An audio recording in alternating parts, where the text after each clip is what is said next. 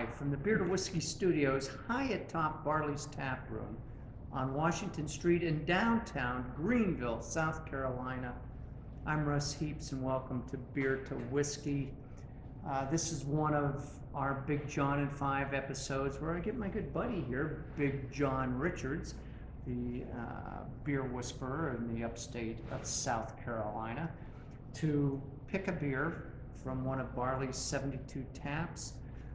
We sniff it, we sip it, we kibitz about it, we talk about the brewery, and sometimes John gives us a little primer on brewing. And we get to drink a lot of beer, so that's the best part. It does help the day go by. Yes, it does. And so, John, what do we have here? Well, we have a beer from Fonta Flora, which is they're from Morgan, North Carolina, which is a little ways east of Asheville, towards Lake Hickory, Charlotte. And they are, man, one of the breweries that's got hardcore fan favorite attention from around the country. And they do some wonderful things. They talk about being a brewery that's very seasonal, uses seasonal ingredients, uses local things, and kind of follows the sort of biodynamic approach to farming and growing and being alive, which is great. This particular beer they call Lagered Saison.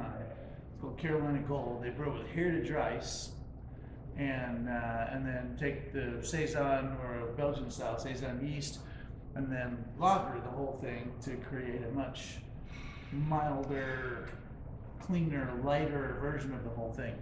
So you look at this beer and it looks as light as it could possibly be, and it is, but it still carries some of those dank, sort of barnyardy saison spiciness. Saison things. But then it also just has a really clean, light, lemony dry finish. It's very smooth. It's crisp and it's easy on the finish. It's a super, super tasty beer. And this may be our first ever Fonta Flora. I think maybe we've done one before. Yeah. Because it sounds familiar. Right, well. And it doesn't exactly roll off your tongue, so I don't think it's something that I've talked about with anybody before. And what's the ABV of this? 5.2? 5.2-ish? I think it's 5.1 or 5.2. Okay. I looked at it legitimately 45 seconds ago, or however long have we been talking. My brain is not built to hold numbers in it. Well, Here's to that. text me slowly, mine neither. I love that real dry straw aroma that's on this.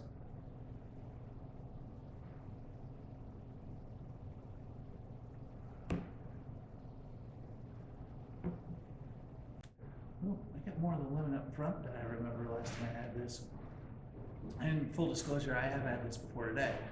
So I'm sort of working off the, not working totally off the cuff like I sometimes do.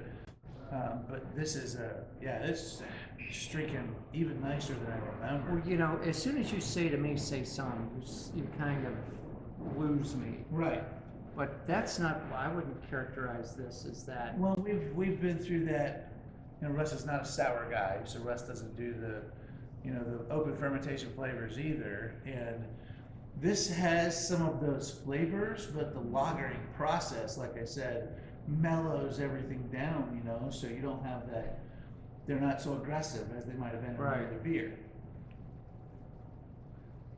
And this is just, man, this is refreshing as it can possibly be. It is. It's very dry in the back of the tongue. Yeah, it lingers dry, it lingers almost peppery, spicy. Yeah.